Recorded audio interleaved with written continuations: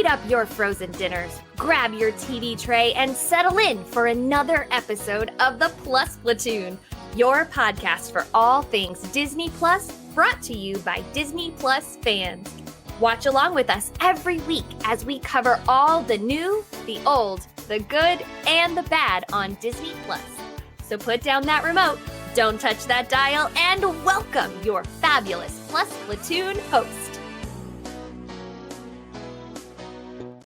Hey everyone, welcome to the Plus Platoon.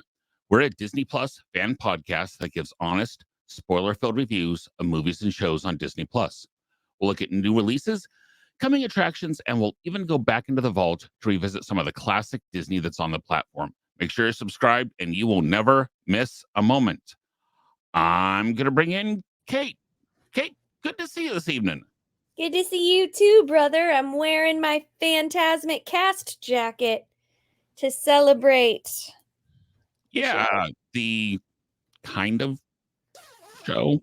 We'll talk about it. Talk about that, yeah. Next, we've got Peter. Pete, glad to have you with us. The nighttime spectacle.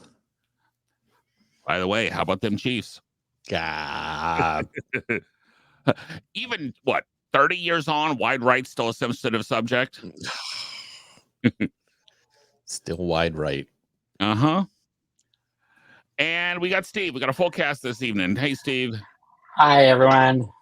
Guys, if you have not already, please like, subscribe, share.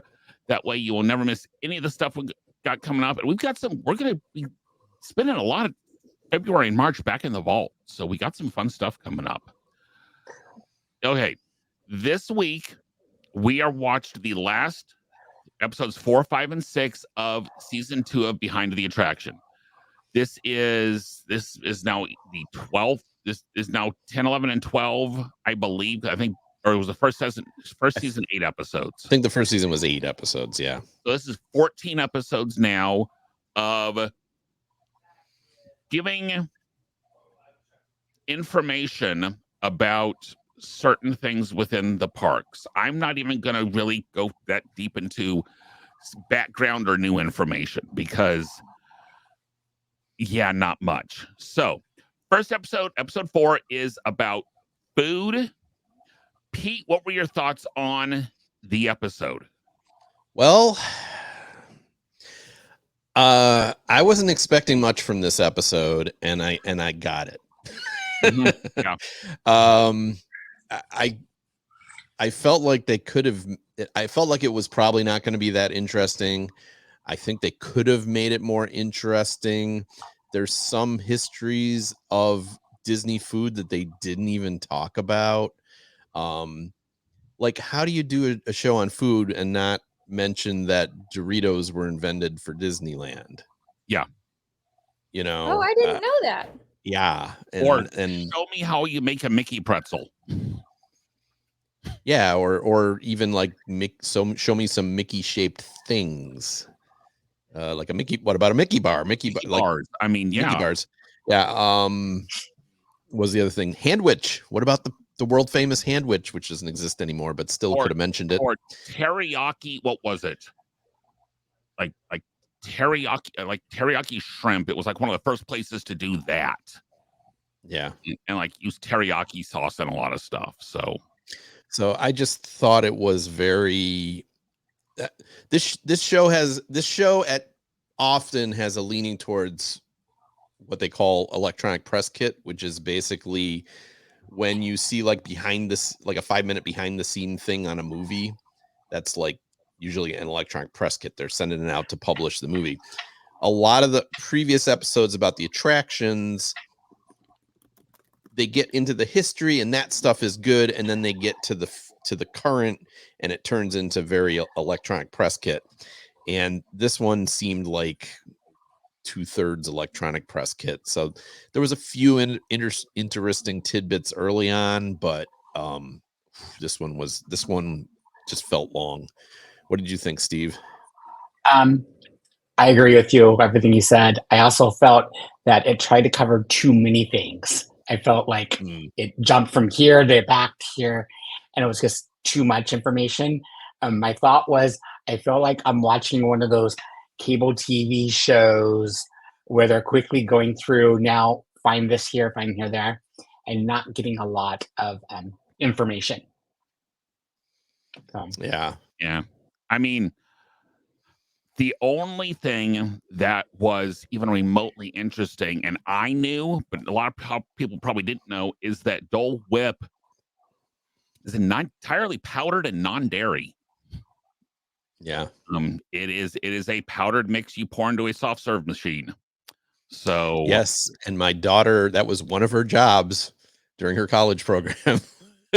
Was to load the Dole Whip machine. So we were watching it and she's like, I knew that. And you can buy it on Amazon. The powder? The powder, you can buy it on Amazon and mix it up in a home ice cream machine, and it's the same stuff.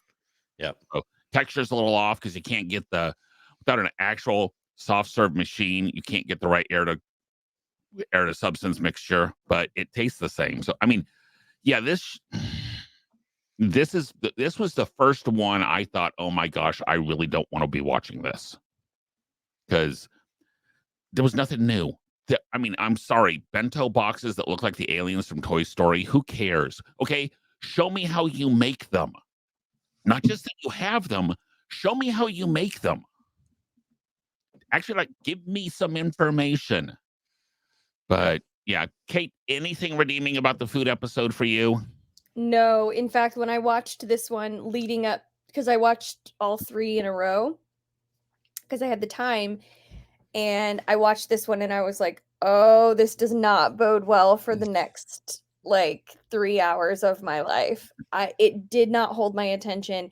It didn't really teach me anything new. The only thing that really, like, I guess stuck out to me was the flavor lab, or the flavor where they like Lab. Yeah, with the super secret something. Yeah. Pretty sure I know where it is, but I'll let Disney keep that secret. But I mean, I guess that was kind of cool. It was just boring. Like, tell me, like, really go into why Dole Whip is so big. They just like hit on a little bit of things. I Yeah. appreciated what they said about churros and how it kind of brought a little bit of Hispanic culture into Disney. I appreciated them like going a little bit into depth. But you're right, they didn't talk about Mickey pretzels, really. They didn't talk about Mickey ice cream bars. They didn't the thing about the popcorn was kind of interesting, but they're so, and like, oh my gosh, talk about more about EPCOT and like the food and wine festival. You have an entire you're gonna have this festival. be a commercial, and you're not talking about food and wine. Yeah. You have an entire festival.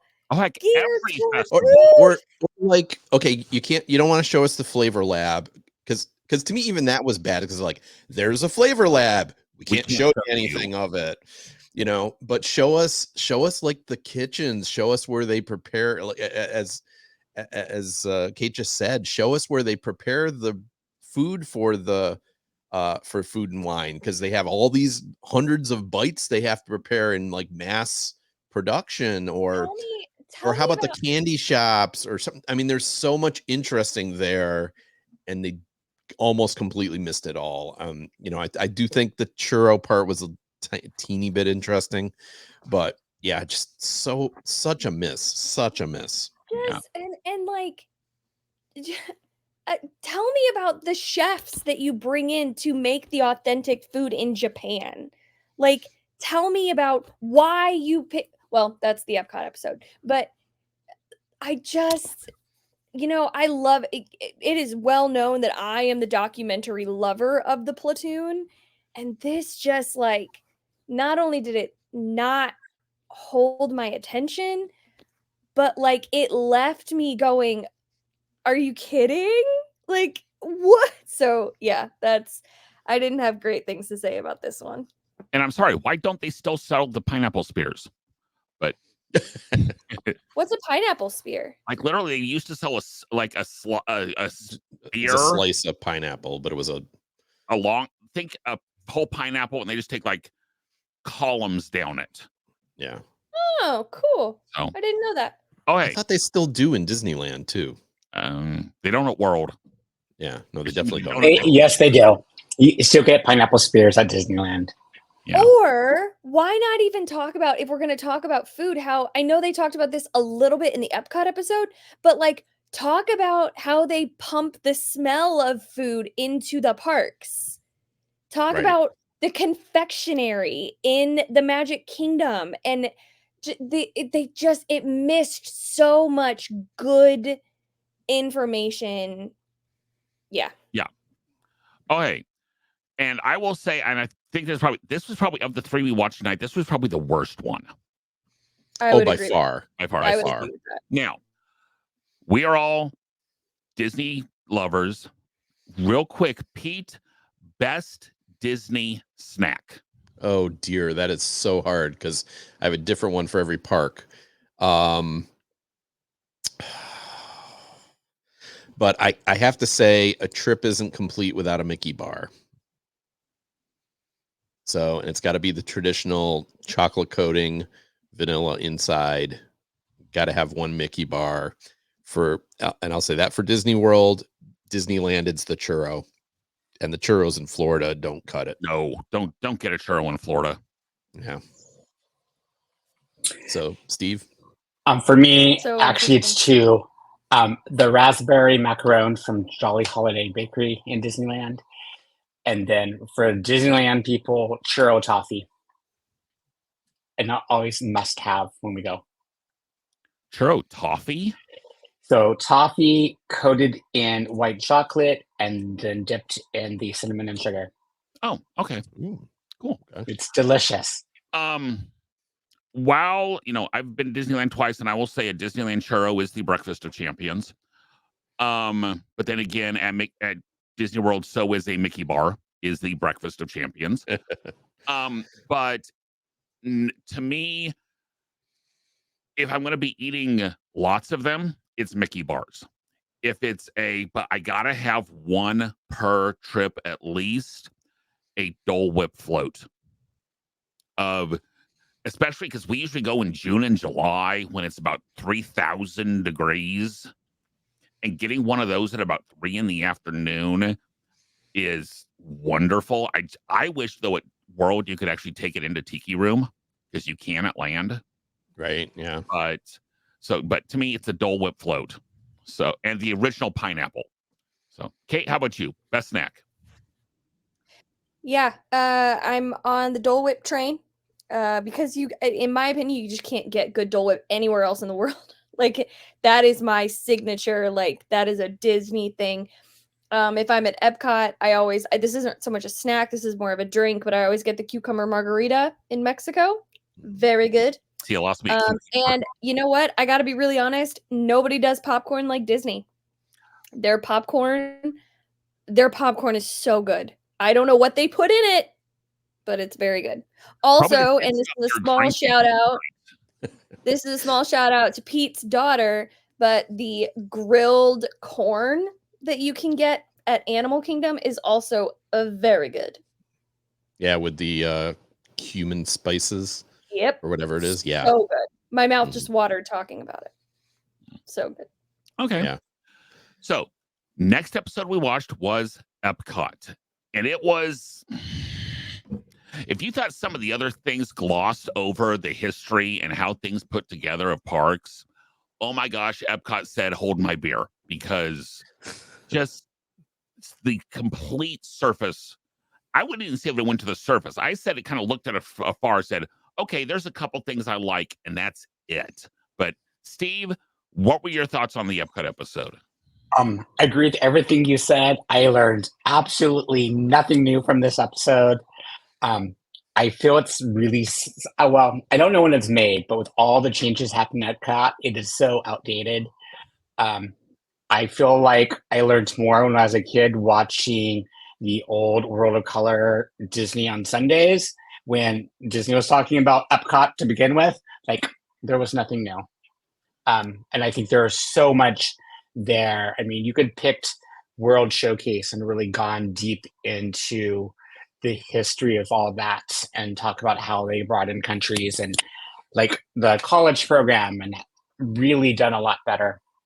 I mean, I learned the least from there. It was not my least favorite episode. That was the food episode. But nothing new. I think for the average person who doesn't know, there was some history there. Maybe they didn't know, but if you're a Disney fan, you're not learning anything new. And yeah, this leaned hard on the info, the electronic press kit for Guardians of the Galaxy is what this leaned hard on. Yeah, this one was a waste of my time because, like as he said, I literally learned nothing new. So, and Kate, I know you're not even as big of huge into the Disney background as I did, and I see you shaking your head about not learning anything new. I did not. Listen, I mean, I'm just so disappointed in these episodes because, oh God, especially, I mean, all of us are pretty well versed in the Disneyverse, and there's so many good, like, so Epcot's my favorite park. Epcot has always been my favorite park to go to. I think probably because it wasn't as in-your-face Mickey Mouse. It was still Disney, but it was kind of my way to be a part of Disney and not feel like I was at work, if that makes sense. Okay. So I always really loved Epcot. And there's so many cool things about Epcot, especially the World Showplace. Like, just a fountain of knowledge and things to learn and like hidden things, and it touched on none of them. Like, it didn't even really go into what Walt's actual dream of Epcot like it did just a tiny bit, but Epcot was like, that was Walt's baby, man. That was like he was so excited about Epcot. So, oh man, I was just so disappointed. They didn't even talk about like all the festivals they do that make it unique. They didn't talk about how cool Candlelight is. It just missed the mark. It missed it. And you're right, Derek. It felt like a commercial for Guardians. And it's like, I mean, Guardians is fine. I wrote it with Pete one time and I wanted to throw up for like 2 hours after. And it's a good ride, but like, there's so. It didn't talk about the 3 Caballeros. Like, come on. So I'm very opinionated about these 3 episodes. Pete, I'll let you go. Sorry. Well, what kills me about this, I mean, they spent some time on Spaceship Earth, and that was nice. I enjoyed that part of it. But like the first, coming in, they're like, well, we couldn't do what Walt wanted, and we make it a community, but we wanted to make it like educational and inspiring and blah, blah, blah, blah, blah. And then as they got towards the end, they're like, and then we put Frozen into here, and it's still educational. Didn't talk about the Matterhorn. And that's like France. Matterhorn. Not the Matterhorn, but didn't talk about the Maelstrom. Well, they talked about Maelstrom, but like they kept like trying to make the things like, I have less of a lot of people complain about the IP being forced in Epcot. I have less of a problem about that than a lot of the hardcore people do.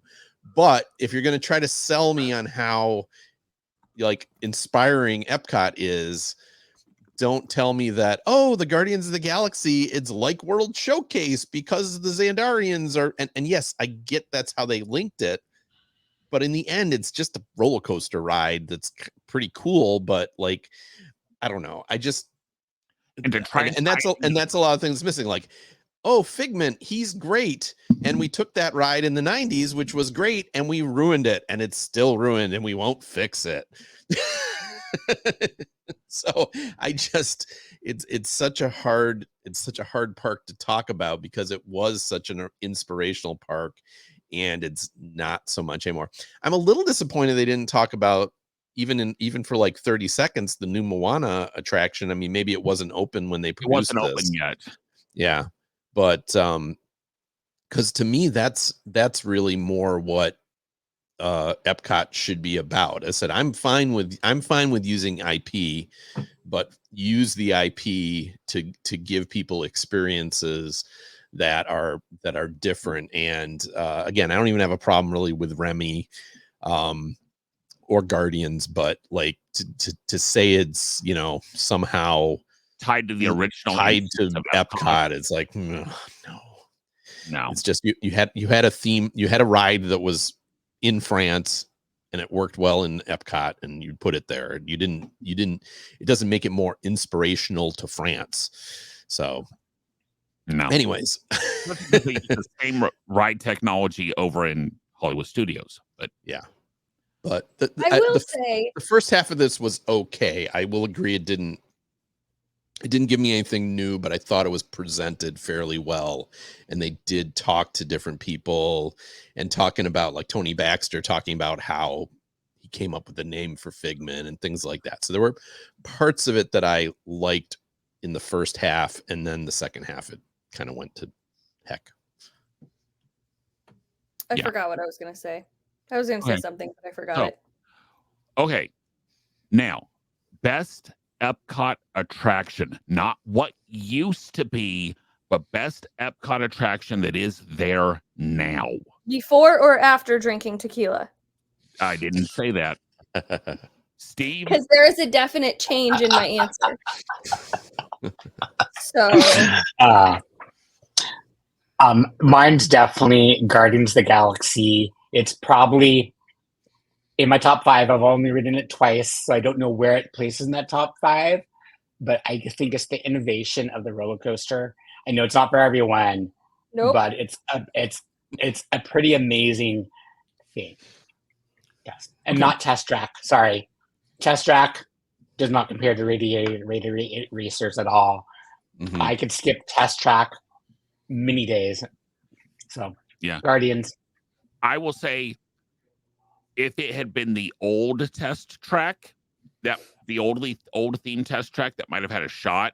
But for me, either iteration of Soarin' is just so much fun and just so amazing. It was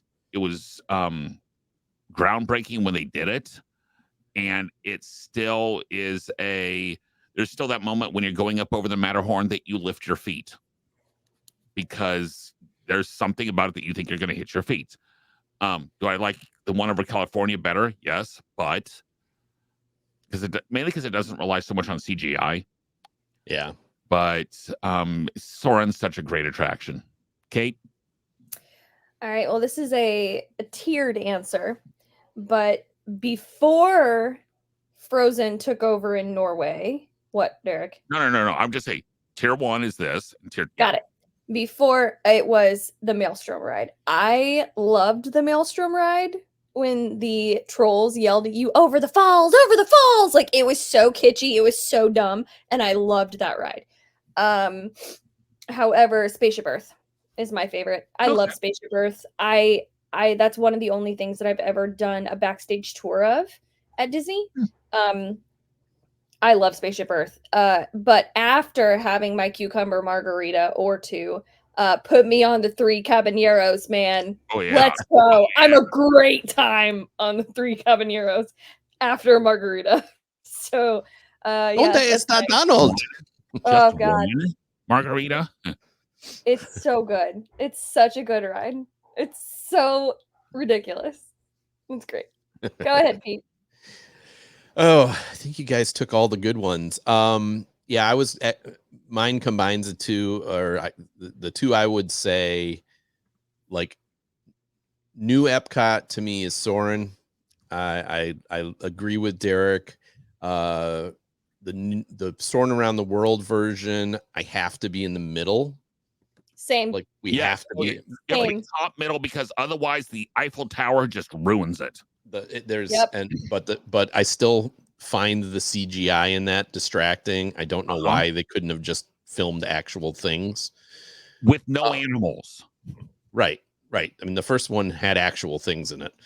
But I like that still a lot. It's, as I said, no, never get tired of it. And then I have to say Spaceship Earth for, like, traditional EPCOT. I don't get tired of that ride in terms of like every time we visit, we have to ride Spaceship Earth. So, and the ball never gets tiring either, just how impressive it is when you walk under it. So, yeah, for sure. Okay. And Here's Gina, our Go ahead. producer in the background, is putting a vote in for Living with the Land. So Yeah. only if it's a walk on, Gina. I will never wait in any line for that ride. And Gina's saying no. But Kate, again, there's so many cool things. Like they didn't even hardly talk about Voices of Liberty. Voices of Liberty It's is amazing. magic. Like it is. They didn't talk about, not that I'm a huge fan of it, but they didn't talk about the American Adventure, which is like EPCOT. That's EPCOT, and there's some really, really impressive stuff about that attraction that you could almost spend an episode on it. I hope they would. It just hit because like I'm like, Voices of Liberty, because you said you can't go to EPCOT without going in the ball. In my opinion, you can't go to EPCOT and not listen to at least one Voices in the proscenium or whatever it's called in the room. Yeah, the main entryway there. Yeah. So good. Okay. Now, the episode that we all probably had the highest hopes for, and we're probably, Kate, as the one who has experienced the most of these. I did. And they talked about, so disappointed does not even begin to explain my feelings on this episode. I was so pumped for this episode because I did Phantasmic for something like 7 or 8 years.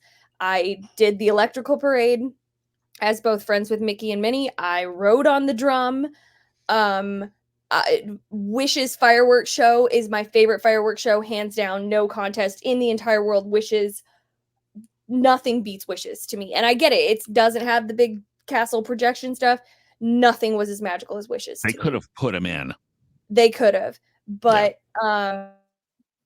just a swing and a miss. They only talked really about Phantasmic at Disneyland, which if you've seen Phantasmic at Disneyland and you've seen at Disney World, they're very different. They're like, in my opinion, you can hardly compare them. They're just so different. And just no nod to the fact that Phantasmic at Disney World has this giant theater, that it isn't on Tom Sawyer's Island. Just built theater. Correct. And and I know a lot of Disneylanders will argue against it, and certainly Gina will, but my opinion is the Florida one's better. So I've never seen Disney. I've only ever seen Florida's, but the Dragon was better in Disneyland, but the show itself, I think, is better in Florida. When they showed, a little bit of clips, like the pods for the Cobra, like I used to be in one of those pods at Disney World. They just totally glossed over, and I was hoping that they were gonna give a little bit of like, did you know that the island, Tom Sawyer Island, and the Phantasmic show at Disney World, they're both actually islands. Like there is a moat at Disney World. The stage truly is an island. There's a moat that goes all the way around it, and they have to pull out a bridge every night to get the cast off the island. What, Derek? Okay. I don't know if you can divulge this secret. Go ahead. But we're among a bunch of adults here. How many in Disney World's fan? How many different Mickey performers are there in one show? Oh, I don't know if I should say that. There's at least only 3. one. Yeah. Oh.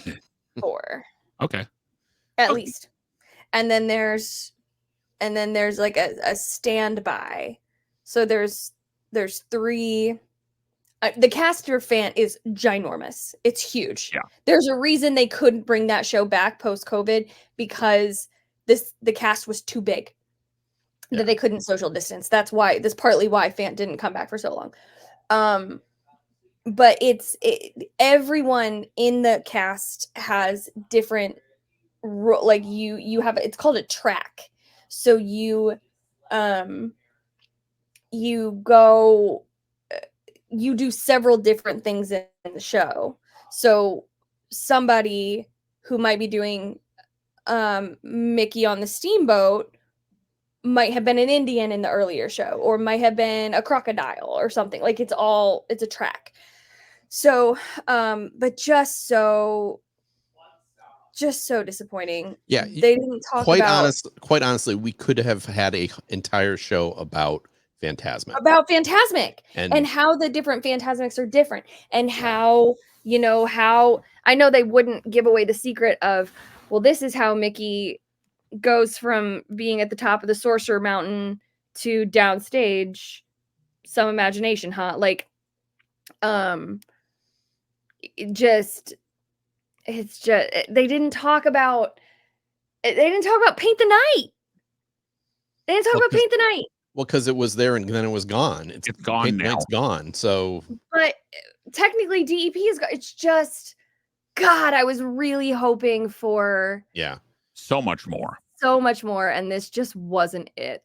So you go, Pete. Well, I think you guys, you hit on it, but the problem was they tried to cram too many things into this show and talk about every nighttime spectacular at every Disney park around the world. And in doing so, they couldn't talk about any of them for any length of time. So I think that they should have done one episode about parades. Let's just do one about parades. Let's do one about, Phantasmic or something like that. Let's do another one about fireworks shows. If they'd done that, they could have gone into the depth that they needed to. In the end, it's a marginal thing. Of these 3 episodes, this was probably still the best, but that's faint praise for how the other 2 were. You're grading on, yeah. All 3 of these were far worse than the first 3. I enjoyed the first 3, which were about specific attractions. I think in every case here, they went, it was too much stuff for one episode, and therefore it ended up being so light that we couldn't really get much out of it, unfortunately. And that's what I think. It's just some weak sauce. And yeah, I wanted to know more about these things, and they didn't give it to me. So, Steve, I don't know if you got anything to add. Actually, this was my favorite episode, and it was the one I was least interested in when I saw the list of episodes. So this one sort of caught me off by surprise. I actually learned a few things I did not know, which sort of went, oh, I learned that. Like, I did not know all the history of the Disneyland fireworks, so that was sort of new information from me about how that came about. I did not know that below World of Color, there's actually more rooms. I knew the thing lifted up, but I didn't know so some of those are like, oh, that's cool, because that's something I always see. I did enjoy the little bit about Tinkerbell, because I had listened to a podcast a few years ago called something like Women on the Wire, which they interviewed the Tinkerbell, and like she was like in her 60s when she first started flying down the wire, which was a fascinating little thing. So I enjoyed that, because that brought that back of, oh, I should go listen to that again. Overall, I agree with you, Repeat. I think they did too much. They just could have focused on like Phantasmic, or even just World of Color and how that came about. I know when I saw Phantasmic for the first time at Disneyland, I was blown away. I mean, at that time when shooting video onto sprays of water, screens of water, was just unbelievable. So, and I agree. I've seen both shows at both locations, and they are different. I prefer the Disneyland one, because I think that's one I saw first. So that's one that hits home more. Yeah, the general on Phantasmic that I've found is the person, whatever one you saw first is your favorite. So it really just says that they're different, but both quality. So yeah. And Derek, what would you say? Well, I was gonna go just off of what Pete just said. Do you think that's why certain people like certain fireworks shows better? Is it's what they saw first and they grew up with? Oh, probably. I mean, for me, I think that's why I like Wishes best. I mean, for me, Wishes is best, but Fantasy in the Sky is a close second. Just because, again, are they fireworks shows or are they projection shows with fireworks? So, what I thought was hilarious about this was how much time they spent on Harmonious, and now it's gone. Well, they even admitted it at the end because we were watching it and going, "Oh, wow, they're spending a lot of time on something that only lasted a year and a half." Why they didn't talk about Illuminations, which was great. Yeah, or the original Illuminations. Well, there's no doubt they shot it with the intention that they thought Harmonious was still going to be there. Because, I mean, Illuminations reflects so what, 20 years? Yeah, Illuminations was there for 20, and they could have spent some time on Illuminations. But even that, like, see, I never saw Illuminations growing up. I didn't see it till, whatever, 2006. And so many people love Illuminations, and I always thought, it's okay. So, it's I do think there's a lot to do with, like, that's why I like Spectra Magic better. I never saw Main Street Electric Parade when I was a kid. And so the first really nighttime parade I ever saw was Spectra Magic, and I like it better.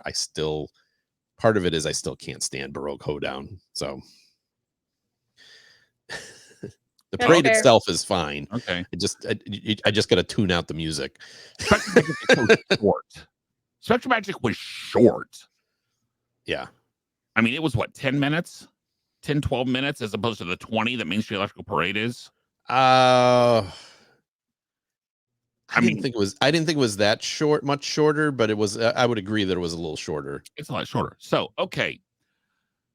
Best nighttime show that is in somewhat current rotation. So that means you can't do Illuminations, you can't do Wishes, you could do the Enchantment 50th anniversary one if you want to, because technically it's still there for the at the after hours parties at Magic Kingdom. They're still playing them. But best nighttime show that you have seen at a Disney park, Kate? Fantastic, hands down. If I can't say Wishes and I can't say the Electrical Parade, absolutely Fantastic. There is no competition. You could say Electrical Parade. It's in rotation at Disneyland. It has come back fairly recently, Disneyland, and with that new float, it's going to come back. Disney is the fact that Walt Disney World has not had a nighttime parade other than Christmas and Halloween, but I don't think those count.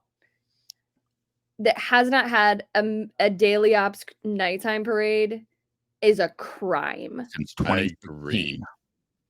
Since when? 2016. Is that when the Electrical Parade closed? Yes, that's 8 years. It's that sounds right. It is. I completely agree with you, Kate. It's a crime. It's a crime. It's a crime. Yeah. And little fact that they didn't say, but one of you jokers said it in our group chat. The day parade, the way that it goes is to push people out of the park. The night parade goes the opposite direction. It's to push people back in. You're welcome. Yeah. No. At least at Disney World. Okay, except the only issue on that is which way it runs. Because if I'm right, the first parade runs. Am I right, Kate? The first parade runs Main Street to Frontier. The first parade runs the other way. Are you talking about the 3 o'clock parade or the late night parade? The night parade. The night parade. They all start in. They all start on Main Street. When I was doing the Electrical Parade, they always started on Main Street and ended in Frontierland. In Frontierland, okay. Okay. But the day parade goes the other way. Yes, because you want to push all those kids with strollers out to go take a nap. And get them to go to other parks. Yeah. Yeah. Well, and then Go to another park. Okay, This park's crowded. the only thought I could have on that one is that the only argument I could think of for no nighttime parade is A, it takes a crap ton of people, and B, if you've got everyone in the center for fireworks and it clears them out, you don't have to have as many people in the late shifts. So it's a money reason, right? It's a money reason. Oh, it's so money. 100%. It's the same reason. I don't want to spend this, but the same reason we used to have parades in all 4 parks, and now we have parades in 1. Yeah. So let's not kid ourselves why they got rid of parades. Right. So, but unfortunately. So anyways, back to the topic at hand. Yeah. It's hard not to pick for Phantasmic for my girl Kate. But I'm Kate. But I'm going to also give it to the show that most blew me away the first time I saw it. The original World of Color. The World of Color is so impressive to me. Not all versions I've seen, like the one with Neil Patrick Harris wasn't as good, but like I've never been as blown away by something as I was first time seeing World of Color. So I'm gonna put that one as my 1B along with Phantasmic. Phantasmic is the most like can watch it over and over and over. I don't get that with World of Color, but I do. To me, if you're going to go out to California, that's the show to see. Maybe your mileage may vary, of course, but I do love that show. So, Steve, what is playing right now? Is it the original World Color? Or is it still 1? I think last time I looked, it was the World Color of 1. That might have changed. I wasn't that impressed with 1. No. I haven't seen 1, so yeah. For me, Phantasmic, but for me, it was a once and done. It was the most amazing thing I've ever seen, but it's one that I don't need to see again and again. But I'm also like that with movies. I can see a movie once, be completely happy, but the show I could watch over and over is World of Color. Yeah, okay. I mean, like you said, not all the versions are the best, but overall, that's something I could sit down and sit and stop and watch. Okay. For me, those of you who have known me any length of time at all know that this is not going to be a shock in the slightest. For me, it is Main Street Electrical Parade. When we were out there, I've got the music queued up if you really want me to, Steve. Don't do it. Don't do it. But do it. To the point of, so I went out 20. Okay, this is 20. It would have been 20. So in 2022 is when it was back for the 50th. And I was only at Disney World one day. I saw the parade twice. Once sitting there in the Main Street hub with my wife.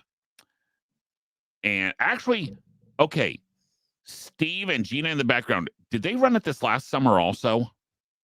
No. Okay, it was just before. Okay. But no, I sat and watched it twice just because my favorite moment, now it's in Magic Kingdom, but my favorite moment ever is sitting on the curb for the 11 o'clock parade, Magic Kingdom, when the lights go down and you hear that bass synth note. and the fanfare is that. Now, granted, that's a parade I grew up with. That's the parade that was always the end of probably one of my best days of the year. But I don't care that they dumped the Dumbo float. I liked the new modern float, if you will, with the Hercules and the Merida and all that. But to me, it's that fireworks show. Honestly, I got to go with Happily Ever After. Of the current shows, of the current nighttime shows. Now, Kate, you're rolling your eyes, and I get it.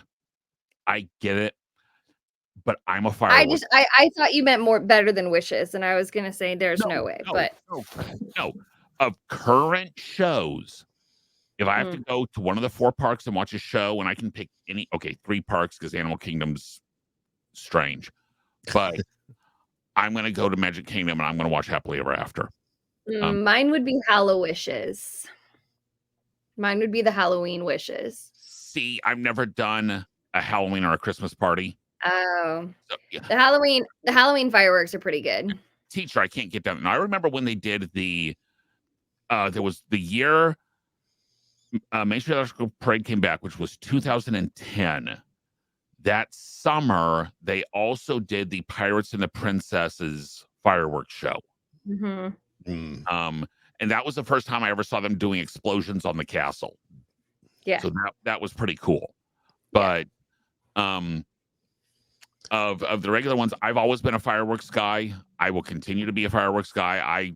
I will watch fireworks at Disneyland every time over the World of Color just because I'm a fireworks guy.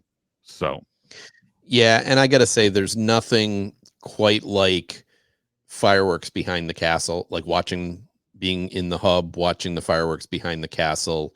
It reminds me of childhood, and we're talking about watching The Wonderful World of Disney on TV. Yep. And that was always the shot was, when you wish upon a star, and the fireworks behind the castle. And I always think of that when, so I think whoever said it really well, maybe I started it, but Derek said it, I think, like, a lot of these nighttime shows hit nostalgia for people. Yep. In various ways, whether it's the show itself you grew up on or some aspect of the show or whatever. I think we definitely feel nostalgia for these shows and the memories they drive for us. Yeah. Okay. And that entire conversation was way better than this episode. Oh, so much better than this. Absolutely. Okay. If they did a season 3, is there anything that would make you want to watch a season 3? If it's going to continue to be the progression from season 1 to season 2, is there anything that could save a season 3? They got to stick to the details for me. Again, when the episode is about an attraction, that's when I enjoy it. When the episode, even the episode about the Disneyland hotel, talk about, spend a lot of time on the history of something. These last 3 episodes were junk, but the first 3 episodes I enjoyed 10 times more than these 3 episodes. The Pirates one was so, but I really enjoyed Indiana Jones, and what was the other one? Big Thunder Mountain. Yes. I really enjoyed those. They got really in depth on the rides, talked about the history, everything like that. I really liked those episodes. I know these episodes are always going to be, this series is always going to be a little light. The first season was a little light too, but if you're going to have it the way it is, focus on rides. Let's do a ride on, let's do a ride on the technology of Test Track, and get into Test Track and Radiator Springs Racers. Just talk about those 2 rides. That's it. You made a really good point, though. I think this is kind of the point you're making. You got to get niche on it. You got to pay. Yeah. You can't say nighttime spectaculars. Cool. Well, there's so many different styles of fireworks. There's so many different phantasmics. There's so many different nighttime parades. You got to get, I think that's why the ones that were about like Pirates of the Caribbean or Big Thunder Mountain, it's just about that ride. You get super niche, then you can go into the details because you're not trying to cover all gajillion Disney parks. You're not trying to cover the food at Disney. Like, I think there could have even just been an episode on just the world of EPCOT, of just the rides at EPCOT. Like, instead of trying to fit all of EPCOT into EPCOT, I think if they're going to continue, you have to get super niche about it. That's the only way that it'll work, because then you do learn more information. Yep. So that's me. Yeah, I mean, they got to get detailed. Otherwise, it's why are we doing this? So, okay. So, as we always do, when we are finished with a season of a show, we give it cups of pixie dust out of 10, out of 5. For the record, for the first season of Behind the Attraction, I gave it a 3. You two gave it a 3.5, and Steve gave it a 2.5. So, Kate, pixie dust ratings for this season of Behind the Attraction. Keeping in mind, it does have so it's Indie, Haunted, Indie, Pirates, Big Thunder, Food, Epcot, Nighttime. If we were just doing the last 3 episodes, I would say a 1.5. Because we're adding in the other 3, I'll give it a 2.5. Yeah, I'm with Kate. I was thinking the same thing. I would probably give the first 3 episodes a much higher grade than the last 3 episodes, and I'm tempted to give the whole season a 2 because the last 3 were so bad. But I tend to be more generous. No, you know what? I'm giving this season a 2. These 3 episodes really disappointed the hell out of me, and it made it hard to. I would still recommend the first 3 episodes. I'd probably give those a 3, and I'd give these last 3 a 1.5. And yeah, I'll give it a 2. So, Steve, I'm gonna stick with my 2.5. Like the first few episodes I really liked, and I thought that was like making improvement, but these last few sort of went back down to where I was the first season. So 2.5. Yeah, it's a 2 for me. This was, and I think I'm being generous at a 2, to be honest. Only the 2 because I liked them. The Big Thunder Mountain one, I loved them talking about the Paris Big Thunder and how different it is. But they tried to get too cute and too clever, especially the later ones. So it's a 2 for me. Watch the first season. Don't watch this season. Yeah, or just watch the first 3 episodes and skip the last 3. Yeah, definitely. So yeah. And what you didn't say is, do we want a season 3? My answer is I don't. Mm-mm. Unless we can write it and produce it. Give away all the secrets. Oh my gosh, yes, Disney, call us. We will make you the best. Dwayne Johnson and Danny, his producer, call us. I know you listen to the podcast. The Rock loves what we're cooking here, but call us up. We will help produce these episodes. We will make the best episodes you've ever had. Yeah, it couldn't be much worse than these 3. So, okay, Kate, what have we got for the Disney Plus news this week? Oh yeah, baby. Disney Plus news. Super short, super quick. Number 1, The Marvels will debut on Disney Plus on February 7th. I will watch it. I don't know if these other jokers will watch it, but I will watch it. I don't have a choice. We're going to have to review it. So I don't want to. Excellent. And last but certainly not least, season 3 of Bad Batch is coming on February 21st with a 3-episode premiere. This will, in theory, be the final season of the series. And that's it. I will speak for myself and Gina and just say, woohoo! Yeah. Yep. Yeah, I mean, guys, Disney Plus News is going to be kind of thin coming up just because of the writer's strike and the actor's strike. So either they're going to be pulling, we're going to be diving a lot into the vault, and I'm really trying to stall just a little bit because there's a spelling error on our next slide that I noticed. So next week we are going to be watching The Muppet Show. Now we have gone back and we've picked the 4 episodes we figure are really good, or at least representative of some of the good stuff that was in there. We're going to be looking at the Elton John episode, the Mark Hamill Star Wars episode, the Rita Moreno episode, and the Vincent Price episode. So, and that's some from seasons at least 1, 2, and 3. I don't remember which season the Vincent Price one is in, but it's at least seasons 1, 2, because Rita Moreno's episode season 1, Elton John season 2, I think Mark Hamill's season 3. Vincent Price is season 1 also. Season 1 also. Okay. So I actually watched Rita Moreno one this afternoon just to kind of confirm that it is one worth watching, and it is. Because I watched a couple others that were not quite as good. So, but these are 4 that we think are some of the better episodes. So that's what we'll be doing next week. As I said, guys, if you have suggestions on what we should watch or want to know how to get a hold of us to produce season 3 of Behind the Attraction, email us at plusplatoon@gmail.com. We are more than happy to respond to you, Mr. Johnson, and we will make sure it does not get blocked by the spam filter.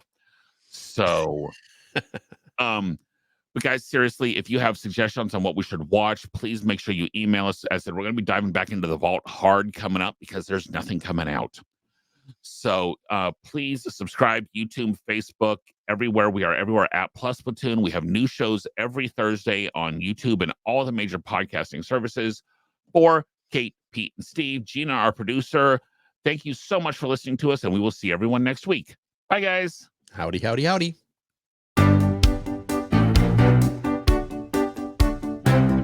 Thanks for watching this week's episode of the Plus Platoon. Be sure to subscribe to the Plus Platoon podcast to keep getting great content each week. Then head over to Apple Podcast and leave those 5-star reviews as they help make the Plus Platoon visible to even more Disney Plus fans. Also, go to YouTube and like and subscribe to the Plus Platoon channel, where you can watch all future episodes live. If you have a question for the Plus Platoon, please send us an email to plusplatoon@gmail.com or connect with us on Facebook, Twitter, or Instagram at Plus Platoon. The Plus Platoon is a Disney Plus fan podcast and is not affiliated with the Walt Disney Company or the Disney Plus streaming service. All opinions expressed on the show are solely those of the individual hosts and in no way reflect the views of the Walt Disney Company. Thanks for watching, and be sure to stay tuned for next week's episode because the Plus Platoon is to be continued.